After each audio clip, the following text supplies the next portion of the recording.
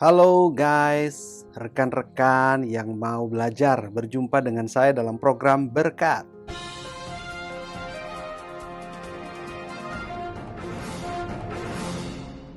Saudara, ketika kita mendengar sebuah istilah ya di dalam kekristenan tentang sebuah karunia roh, misalnya tentang bahasa roh ya. Apa yang ada dalam pikiran kita? Apa yang kita ketahui tentang itu? Ada orang yang tahu sedikit, ada orang yang tahu banyak gitu ya. Ada orang yang tahu tentang kebenarannya, ada juga orang yang mungkin hanya ikut-ikutan, begitu kan? Apalagi ketika saudara dipertanyakan oleh teman-teman kita, entah itu di kampus, di sekolah, "Hei, lu bisa bahasa roh nggak?" Kita mungkin menjawab, "Aduh, saya nggak tahu, saya nggak bisa." Teman kita mungkin mengatakan, "Lu udah waktunya dong, lu iman lu naik level gitu ya, naik tingkat.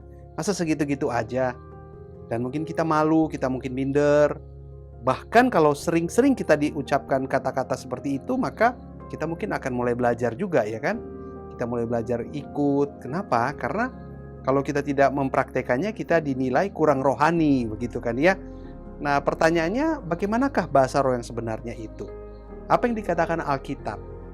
Saudara, dari banyak sekali kitab-kitab yang kita lihat di dalam Perjanjian Baru, hanya di dalam satu bagian kecil dalam surat Rasul Paulus kepada jemaat di Korintus yang pertama, saudara, yaitu di pasal 12 dan di pasal 14, saudara ya.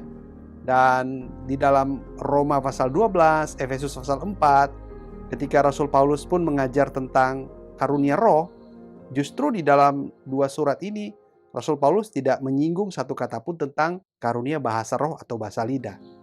Nah, hanya di dalam suratnya kepada jemaat di Korintus yang pertama, itu pun hanya di dalam pasal 12 dan pasal 14. Namun membuat heboh banyak orang, membuat heboh kekristenan dari zaman ke zaman sampai hari ini, saudara. Oleh sebab itu, mari kita belajar bersama-sama, kita buka pelan-pelan ya. Kita buka dan kita tahu apa sih sebenarnya yang terjadi di dalam peristiwa jemaat Korintus kurang lebih 2000 tahun yang lalu itu, saudara. Paling tidak kita menemukan ada karunia-karunia roh yang Rasul Paulus ungkapkan di sana, ya kan? Di antaranya ada berkata-kata dengan hikmat, karunia berkata-kata dengan pengetahuan, karunia iman, karunia untuk menyembuhkan, karunia mengadakan mujizat, karunia untuk bernubuat, karunia untuk membedakan bermacam roh, karunia untuk berkata dengan bahasa roh, karunia untuk menafsirkan bahasa roh itu. Nah, saudara-saudara, semuanya kelihatan oke-oke aja, ya kan? Nyaris sempurna. Tidak ada persoalan, tidak ada masalah dengan karunia roh ini, saudara ya. Namun ada persoalan ketika Rasul Paulus menyebutkan tentang karunia bahasa roh. Rupa-rupanya Rasul Paulus mengucapkan sebuah kalimat yang cukup keras. Rasul Paulus memberikan sebuah teguran kepada jemaat di Korintus karena terjadi penyimpangan, ya kan? Jadi Rasul Paulus berusaha untuk meluruskan praktek karunia bahasa roh yang bermasalah di dalam jemaat Korintus, saudara. Sehingga memang kalau kita membaca surat Paulus kepada jemaat di Korintus yang pertama, ya kan, apalagi di pasal 12 dan pasal 14 itu menyangkut sebuah teguran ya. Kita harus membacanya dengan memahaminya sebagai sebuah teguran terhadap sebuah kekeliruan ataupun penyimpangan yang terjadi di dalam jemaat Kristen mula-mula di Korintus. Nah, pertanyaannya, mengapa terjadi penyimpangan dalam praktek karunia bahasa roh dalam diri jemaat di Korintus ini? Ya kan, ini yang perlu kita gali, ini yang perlu kita pertanyakan dan mendalaminya, saudara. Nah, untuk kita bisa memperjelas semuanya sehingga kita menemukan akarnya, untuk kita mendapatkan pengertian yang benar dan tepat, maka kita harus meninjau jemaat di Korintus itu dari berbagai macam aspek. Nah, saya akan mengangkat dua latar belakang dan keadaan jemaat Kristen di Korintus saat itu, saudara, yang perlu kita paham, yang berhubungan erat dengan praktek-praktek karunia, khususnya ketika kita berbicara tentang karunia bahasa roh atau bahasa lidah. Nah, yang pertama kita perlu tahu bahwa ada sebuah keadaan khusus di jemaat Korintus ya. Sebuah keadaan di mana jemaat Korintus itu membutuhkan firman. Jemaat di Korintus itu membutuhkan informasi tentang Injil, tentang Kristus, kelahiran, karya, kehidupan, kematian, kebangkitan, kenaikannya ke surga dan janji-janjinya, saudara. Kenapa? Karena memang jemaat di Korintus itu didirikan kurang lebih pada tahun 52 Masehi, saudara ya kan? Dan di saat-saat seperti itu belum ada kitab-kitab Injil sinoptik secara tertulis, baik di dalam terjemahan bahasa asli maupun terjemahan bahasa daerah atau bahasa jemaat-jemaat di Korintus, saudara. Bukan berarti bahwa Injil sinoptik hari itu belum ditulis. Sudah saudara, tetapi belum dipublish. Karena Injil-Injil sinoptik ini baru dipublish itu kurang lebih pada tahun 313 Masehi, saudara. Jadi ada selisih kurang lebih 250-260 tahun sejak jemaat di Korintus berdiri dan munculnya kitab-kitab Injil sinoptik. Nah, jadi ada sebuah kehausan, ada sebuah kebutuhan bagaimana mendengarkan Injil yang sebenarnya itu, bagaimana mendengarkan tentang Kristus yang sebenarnya itu, saudara. Nah, kita harus tahu juga bahwa pengkanonan Alkitab itu baru disahkan pada Konsili Kartago pada tahun 397 Masehi. Nah, keadaan khusus ini perlu kita tahu bahwa sangat berbeda dengan keadaan kita hari ini. Keadaan kita hari ini, orang Kristen itu punya Alkitab dari berbagai macam versi, dari berbagai macam terjemahan, baik dalam bentuk buku, ya kan, kitab secara fisik, maupun di dalam bentuk elektronik, saudara, di dalam gadget kita. Termasuk kita bisa membuka atau mencarinya di dalam internet, saudara. Begitu gampang, begitu mudah sekali kita bawa kemana-mana, kita bisa buka dengan cepat. Begitu kaya sekali, saudara, ya kan? Berbeda dengan jemaat di Korintus dan sekitarnya, saudara, di zaman awal-awal kekristenan itu, saudara. Alkitab itu adalah barang yang langka, gitu ya. Nggak bisa ditemukan di sembarang tempat, saudara. Jadi memang kisah hidup perkataan Kristus, karya Kristus, perbuatan Kristus itu harus disampaikan secara lisan atau storytelling, saudara, dengan bahasa yang seharusnya menjadi bahasa yang tidak asing bagi pendengarnya hari-hari itu. Nah, kita tahu bersama bahwa memang kehausan ini sendiri, kerinduan ini sendiri harus dijawab, saudara. Harus dijawab dengan apa? Harus dijawab dengan sebuah karunia, kemampuan khusus, saudara. Ketika ada orang yang tahu tentang Kristus, tahu tentang perbuatan Kristus dan hidup sampai matinya, bahkan bangkitnya, kenaikannya ke surga itu, dia harus memberitakannya dengan bahasa pendengarnya. Contoh misalnya ada orang yang berbahasa Yunani, maka Rasul ini harus memberitakan Kristus dengan bahasa Yunani, memberitakan firman dengan bahasa Yunani. Ada orang yang berbahasa Roma, ada orang yang mungkin berbahasa Arab, ada orang yang berbahasa Ethiopia, dan lain sebagainya yang ada di Korintus. Mengapa saya katakan berbagai macam bahasa ada di Korintus? Karena Korintus hari itu adalah kota perdagangan, kota yang sangat maju, yang mana terdapat orang-orang dari berbagai macam culture, ya, atau dikatakan multikultural ada di sana, saudara. Kota persinggahan, kota perdagangan, membuat banyak orang yang datang dengan berbagai macam latar belakang bahasa, kebudayaan, agama, saudara. Dan itu penting sekali. Oleh sebab itu, ada sebuah kebutuhan yang mendesak sekali untuk orang mendengarkan firman, khususnya tentang Injil ini dengan bahasanya, saudara. Nah, kita lihat ini, kebutuhan dan kehausan akan berita Injil keselamatan yang sangat mendesak untuk diberitakan oleh rasul-rasul, dalam hal ini Rasul Paulus. Nah, Bapak Ibu Saudara, kita perlu lihat juga keadaan umum yang ada di Korintus dan sekitarnya. Jemaat Korintus berasal dari berbagai latar belakang tradisi dan kultus yang berbeda-beda. Kita lihat, ada kultus Osiris, ada kultus Mitra, kultus Eleusian, kultus Orphik, dan lain-lain, saudara. Dan salah satu tempat ibadah pemujaan dewa-dewi dari kultus ini adalah kuil Apollo di Delphi, saudara. Ada apa dalam kuil Apollo di Delphi ini, saudara? Di dalam kepercayaan Yunani kuno, saudara, ada seorang imam wanita yang bernama Pythia, saudara, yang disebut sebagai penutur kata, saudara. Ia adalah seorang imam yang menyampaikan pesan dari dewa-dewi kepada umatnya dengan bahasa ekstatik atau bahasa yang tidak jelas, bahasa yang tidak bisa dimengerti oleh umatnya. Sehingga semakin tidak dimengerti sebuah bahasa, maka Pieta ini, ya, atau Pythia ini akan dianggap sedang berbicara atau berkomunikasi dengan dewa-dewi. Disinilah asal muasal bahasa ekstatik, saudara. Pythia ini seringkali mengatakan sesuatu yang dia dengar dari dewa-dewi menurut dia, lalu dia katakan kepada umatnya, lalu kemudian dia katakan ramalan-ramalan untuk umatnya dan lain sebagainya. Ini merupakan sebuah kebiasaan di dalam kultus-kultus orang-orang di sekitar Korintus, ya saudara. Nah, ini yang perlu kita paham. Sehingga jemaat Korintus memiliki latar belakang sebagai penyembah berhala kafir kuno atau pagan. Yang mana salah satu ritual penyembahan mereka adalah dengan menggunakan bahasa ekstatik. Bahasa yang bisu, saudara, ya kan?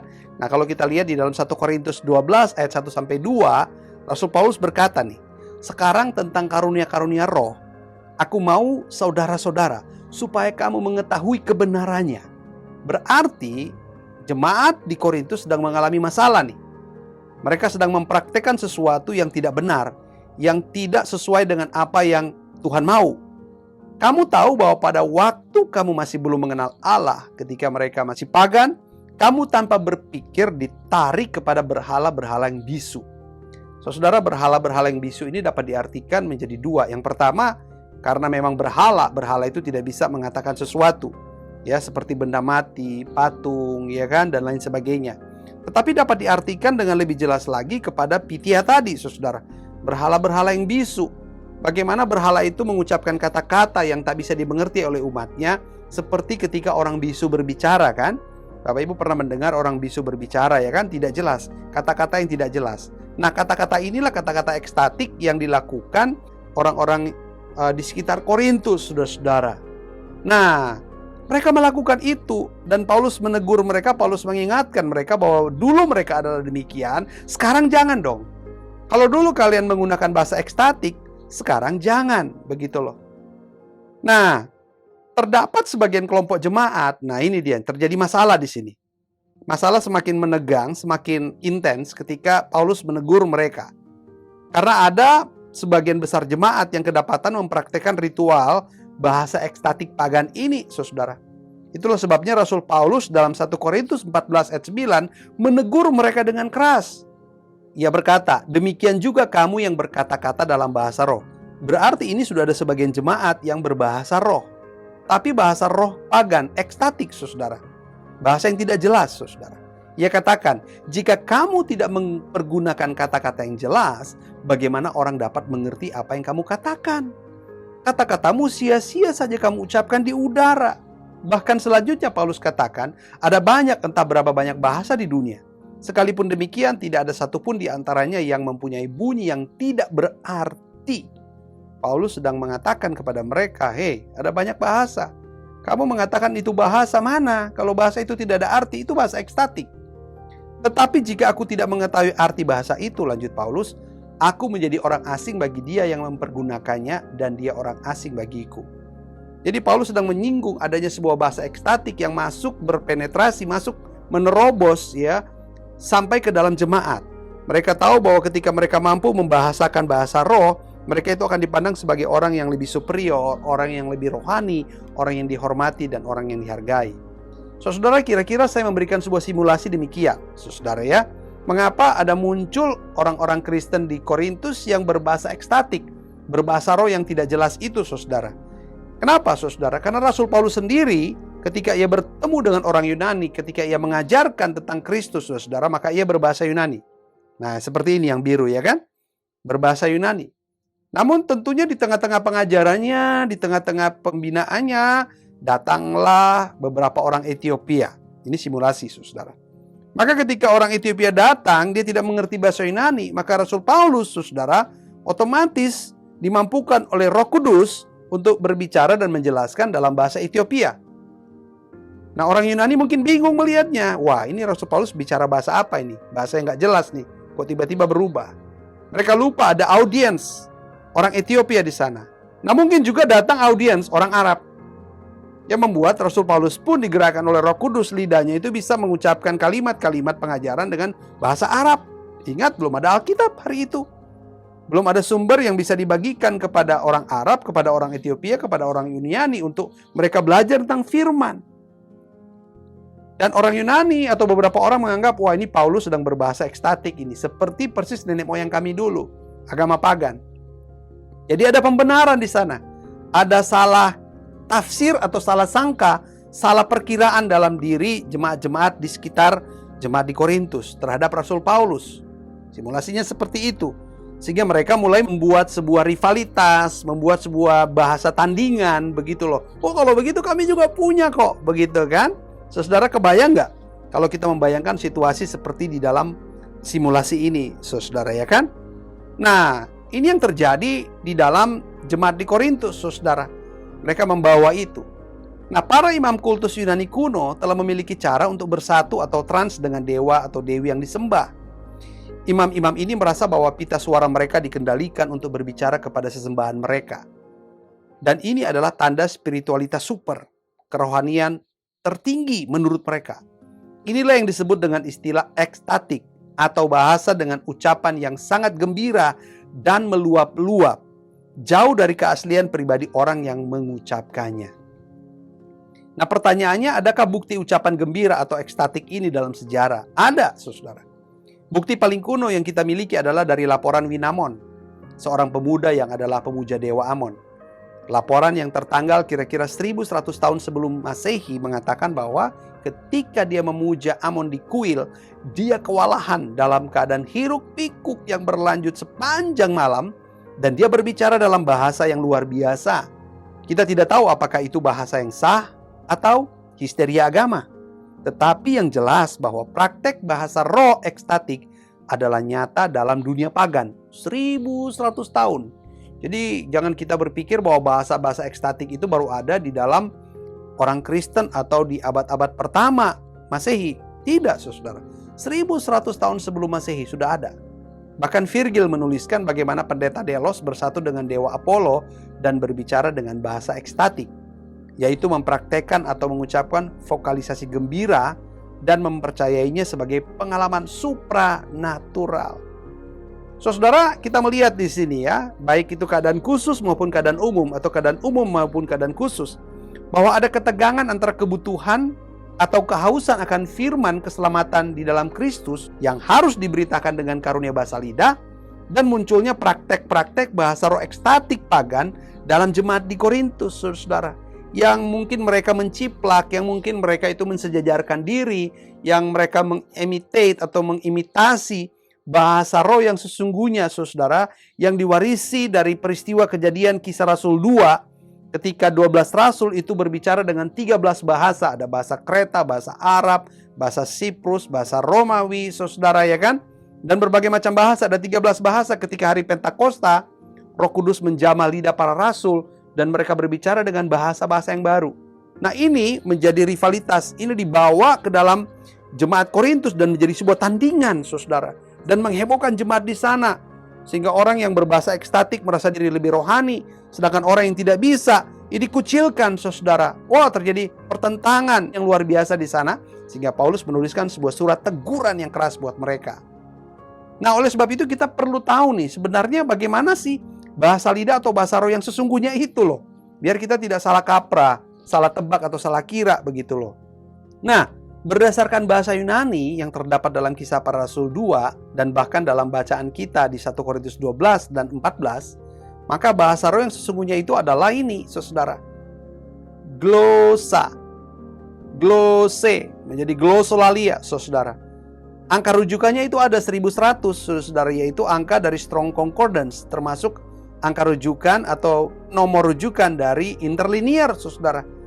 Bahwa ternyata yang dipakai oleh 1 Korintus 12 dan 14 itu adalah bahasa lidah yang merujuk pada peristiwa Kisah Para Rasul 2, saudara.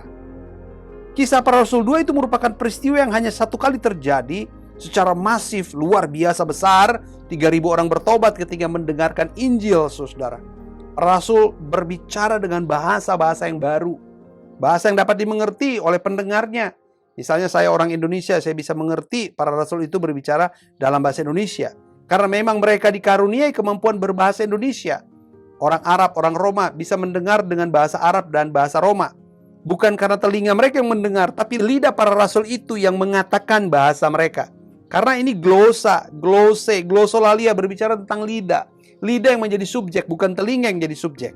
Ada penafsir berkata sebenarnya para rasul ini hanya berkata-kata dalam bahasa Ibrani, tetapi pendengarnya mendengar dengan bahasa mereka. Kalau ini namanya bahasa telinga, Bapak Ibu, bukan bahasa lidah. Bahasa lidah, jadi subjek adalah para pemberitanya. Dalam lidah mereka, Roh Kudus bekerja untuk mengatakan sesuatu yang baru, yaitu suatu kemampuan berbicara dalam bahasa bangsa lain, bahasa manusia tentunya, yang dikaruniakan oleh Roh Kudus untuk dikatakan tanpa melalui proses belajar atau kursus bahasa terlebih dahulu. Mungkin kita bilang gini, masa iya sih Tuhan mampu melakukan itu? Tuhan mampu memberi bahasa yang baru di lidah orang yang gak pernah belajar, gak pernah tahu? Mana mungkin lah, mustahil lah. Ya udah, kita mendingan daripada susah-susah, ya udahlah kita bilang aja bahwa mereka ngomong pakai bahasa Ibrani, pendengarnya mendengarnya dengan bahasa mereka atau dikonversi. Saudara, sepertinya kita memperkecil kuasa Roh Kudus di sini, saudara, ya kan? Lalu muncul lagi, ya bahasa roh yang benar itu adalah bahasa roh ekstatik, bahasa yang tidak jelas. Loh, kita juga memperkecil kuasa Tuhan di sini. Ya, saudara-saudara, ada banyak orang yang bisa bergumam dan lain-lain, tetapi kita mengatakan bahwa itu kuasa Allah. Bagaimana kita bandingkan itu dengan orang yang mampu memperkatakan bahasa yang baru? Karena ada Roh Kudus, kuasa Allah yang bekerja. Seharusnya kita lebih percaya itu, kan? Nah, kalau kita nggak percaya, coba kita lihat apa yang terjadi di dalam Kejadian 11. Ya, saudara, mereka ini suatu bangsa dengan satu bahasa untuk semuanya. Ini barulah permulaan usaha mereka. Mulai dari sekarang, apapun juga yang mereka rencanakan, tidak ada yang tidak akan dapat terlaksana. Baiklah kita turun dan mengacau balaukan di sana bahasa mereka, sehingga mereka tidak mengerti lagi bahasa masing-masing. Saudara, ini adalah peristiwa Menara Babel, bukan? Ketika itu manusia berkumpul di satu tempat membangun menara dalam satu bahasa mereka. Tidak mau berpencar, tidak mau berserak ke ujung-ujung bumi, saudara. Mereka membangun Menara Babel untuk sampai ke langit, saudara. Dan Tuhan marah. Ketika Tuhan marah, maka Tuhan mengacau balaukan. Tuhan memberikan di lidah bibir mereka itu bahasa yang baru. Sehingga kacaulah mereka. Orang yang mengerti bahasa jenis A akan berkumpul. Bahasa B berkumpul bersama. Demikian seterusnya sampai ada 70 bahasa yang baru saat itu juga. Hebat, saudara. Nah, oleh sebab itu ketika kita membaca ini, kita baca dari Kejadian pasal 10. Kejadian pasal 10 menuliskan fakta 70 macam bahasa yang dimiliki oleh seluruh keturunan Nuh. Dan pasal 11 adalah rincian asal-usul 70 bahasa baru yang berbeda itu berasal atau terbentuk. Saudara, ajaib ya. Kita berpikir secara logika begini. Jika untuk mencegah perbuatan jahat saja, jika untuk mencegah mereka membangun Menara Babel saja, jika untuk membuat mereka itu berserak memenuhi ujung-ujung bumi saja, Tuhan mampu memberikan bahasa yang baru kepada manusia yang awalnya hanya menggunakan satu bahasa. Oh, saudara-saudara, apalagi untuk menjangkau segala suku, bangsa, dan bahasa kepada Kristus. Roh Kudus pasti mampu. Bila saudara membaca dalam Wahyu 7 ayat 9-10, saudara akan terkejut. Dikatakan bahwa aku melihat satu kumpulan manusia yang banyak, yang tak terhitung jumlahnya, dari segala suku, kaum, bangsa, dan bahasa, berdiri di hadapan tahta Anak Domba. Saudara, ini sebuah tujuan yang mulia. Dari mana itu berasal? Dari peristiwa gereja mula-mula. Peristiwa Kisah Rasul 2, saudara. Rasul yang hanya bisa tahu satu bahasa, tapi mereka dilengkapi dengan bahasa yang lain untuk menjangkau suku, bangsa, dan bahasa. Lalu dilanjutkan oleh Rasul Paulus. Dia diberi gelar Rasul non-Yahudi, Rasul Gentiles. Oh, saudara-saudara, bagaimana mungkin Rasul untuk orang non-Yahudi, tapi Tuhan tidak melengkapi dia dengan kemampuan berbahasa lidah untuk mengucapkan bahasa-bahasa sesuai dengan kebutuhan pendengarnya? Jadi mustahil, kan? Saudara-saudara yang saya kasih dalam Tuhan, coba lihat ini. Kisah Rasul pasal 2 ayat 4. Lalu mereka, siapa itu mereka? Rasul-rasul. Mulai berkata-kata dalam bahasa-bahasa lain. Ada banyak bahasa di sini. Saya hitung ada 13 bahasa baru. Seperti yang diberikan oleh Roh itu kepada mereka untuk mengatakannya. Ini glosolalia, saudara. Jelas sekali. Sama persis peristiwanya dengan Kejadian 10 dan 11. Sama, hanya beda tujuannya. Kejadian 10 dan 11 itu untuk menyerahkan orang-orang dengan bahasa yang baru, 70 bahasa tadi. Kisah Rasul 2 adalah untuk memberitakan satu kabar keselamatan, firman kebenaran yang hidup, yaitu Kristus, kepada bangsa-bangsa, saudara.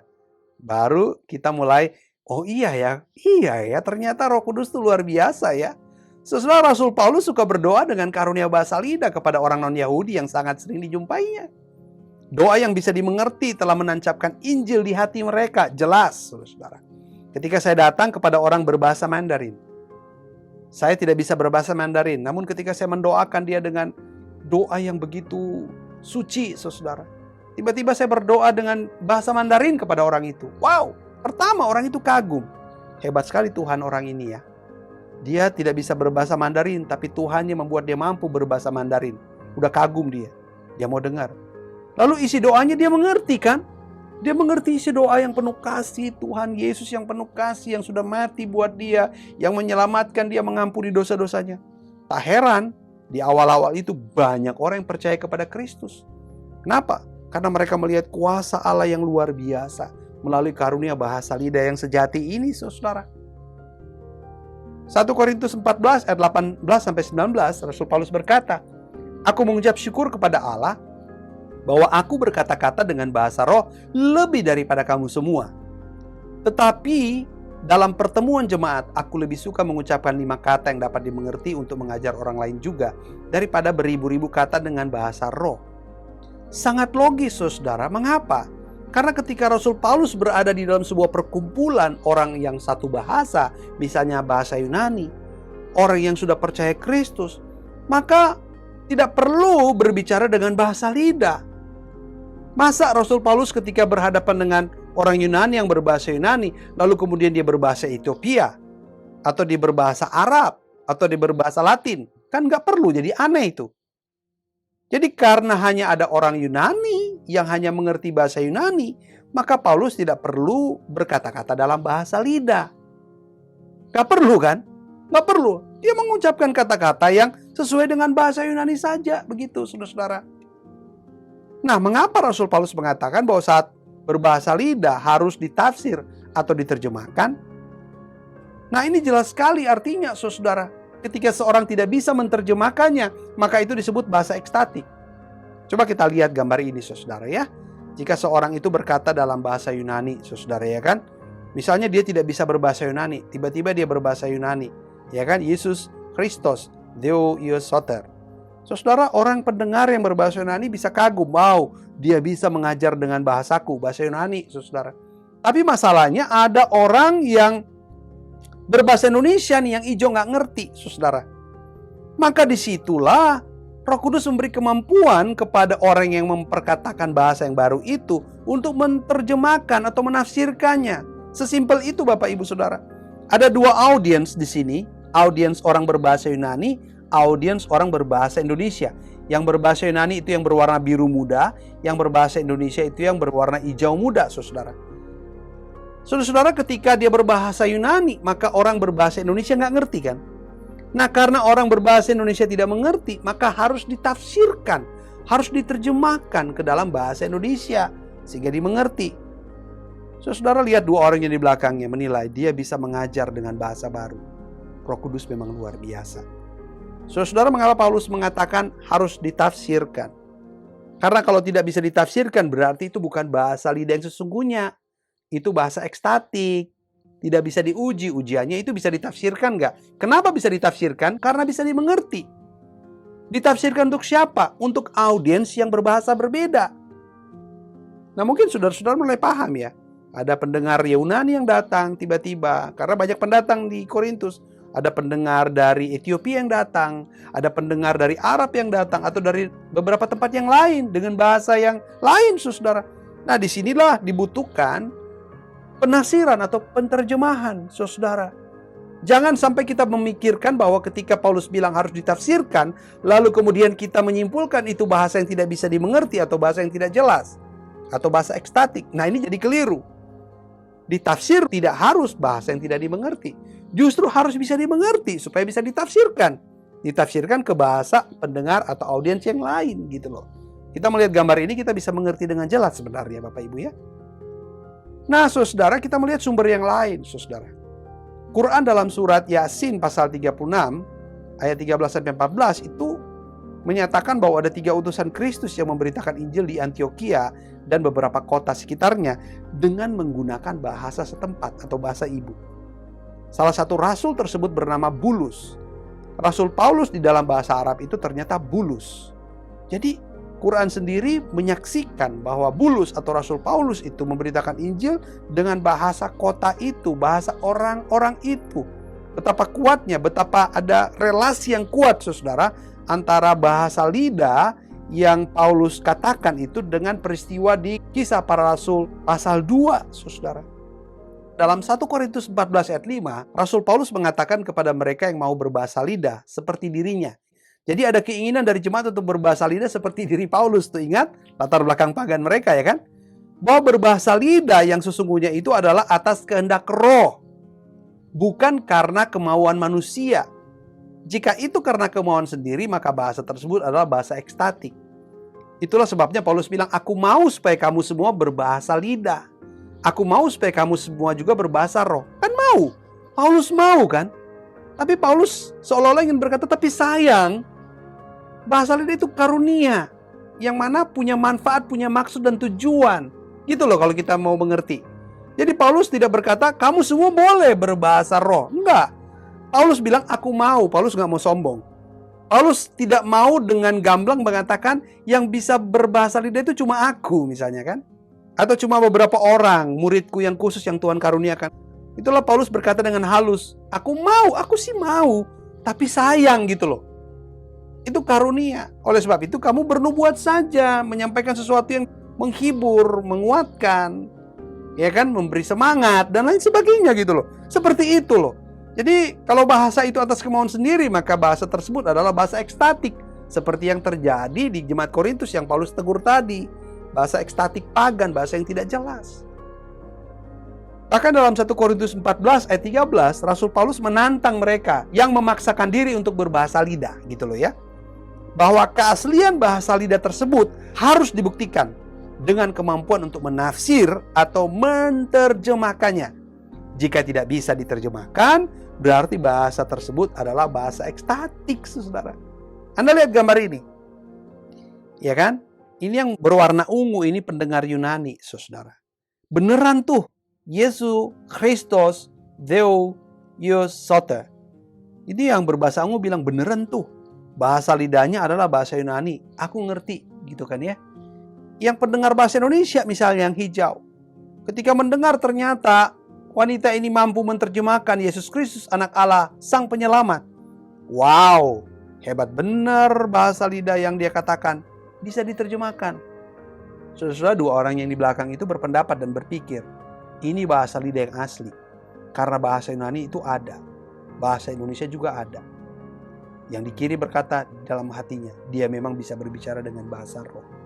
Jadi Paulus sebenarnya mengatakan jika kamu mau berbahasa lidah, kamu harus berdoa supaya kamu juga diberikan kemampuan untuk menafsirkannya. Jadi tanpa merendahkan jemaat di Korintus, Paulus sedang mengatakan bahwa bahasa roh yang mereka perkatakan atau praktekkan itu adalah bahasa ekstatik. Karena tidak bisa diterjemahkan ke dalam bahasa pendengarnya. Saat bahasa roh itu tidak bisa diterjemahkan, berarti sebenarnya itu bukan bahasa roh. Pembuktiannya adalah misalnya ketika dia berbahasa Ethiopia. Dia berbahasa Ethiopia, orang Ethiopia itu ngerti.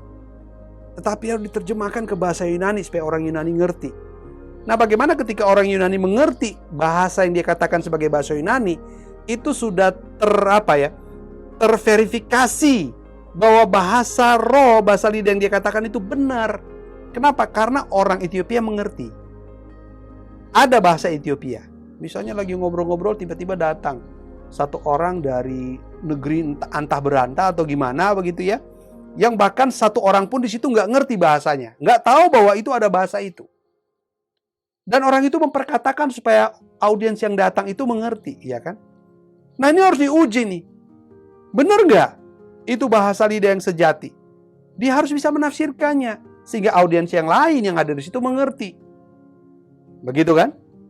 Sebab jangan sampai apa yang dikatakan dalam bahasa lidah yang tidak dimengerti oleh audiens yang lain, ternyata itu adalah bahasa untuk menghujat Tuhan. Dan orang mengaminkan bahasa untuk menghujat Tuhan. Iya kan? Tapi ketika ia menafsirkannya, maka itu diteguhkan, orang lain mengerti. Dan ketika selesai ibadah, selesai pertemuan, orang bercakap-cakap dan orang mencari bahasa apa tadi yang antah berantah itu yang diperkatakan. Ternyata orangnya ada. Orangnya bilang, iya aku mengerti. Dia bicara, aku mengerti. Aku ini berasal dari negeri antah berantah. Kamu belum pernah dengar bahasaku kan? Karena berbahaya sekali bahasa ekstatik yang tidak bisa dimengerti. Akan terjerembab atau terperosok ke dalam bahasa yang sebenarnya menghujat Tuhan. Tapi orang gak ngerti dan orang mengaminkannya. Bahasa yang mungkin diplesetkan. Karena ingat penyembah berhala di zaman pagan itu. Saudara, begitu berbahayanya kan? Nah, oleh sebab itu mari kita lihat, saudara, ketika kita sudah menemukan sebenarnya bahasa lidah yang sebenarnya itu adalah merujuk kepada Kisah Para Rasul 2, yaitu bahasa yang bisa dimengerti yang dikaruniakan oleh Roh Kudus untuk kita boleh mengucapkan firman, karena Alkitab, Injil secara tertulis belum ada di tangan umat. Nah, pertanyaannya begini, mengapa Rasul Paulus tidak pernah menyinggung karunia bahasa roh dalam surat Roma pasal 12 dan surat Efesus pasal 4? Padahal Paulus sedang berbicara tentang karunia roh di situ. Mengapa nggak disinggung? Karena memang yang disinggung Rasul Paulus di Korintus itu adalah masalah. Sebuah masalah dan Paulus menegurnya. Sebuah persoalan yang berat dan besar terjadi. Di mana spirit agama paganisme, bahasa roh ekstatik itu masuk, menyusup saudara ke dalam umat Tuhan. Berbahaya sekali. Nah, Bapak Ibu yang saya kasihi, dalam kita mempelajari dan mendalami tentang praktek bahasa roh, tentu ada banyak hal yang dapat kita pertanyakan, bukan? Pertanyaan-pertanyaan itu seperti ini, Bapak Ibu. Dari mana asal-usul bahasa roh yang ada saat ini? Ada berapa jenis bahasa roh yang ada dalam Alkitab kita? Apakah bahasa roh masih ada hingga saat ini atau sudah berhenti? Dan masih banyak lagi pertanyaan-pertanyaan yang dapat Bapak Ibu pertanyakan, dan saya akan buatkan video yang berikut. Oleh sebab itu, sabar, temukanlah dalam program Berkat Belajar Singkat Bahasa Roh yang kedua. Saudara, untuk bisa mendapatkan pelajaran berikutnya, jangan lupa untuk subscribe, like, share, komen di kolom komen, bunyikan lonceng. Demikian dulu untuk hari ini. Sampai jumpa dan Tuhan Yesus memberkati.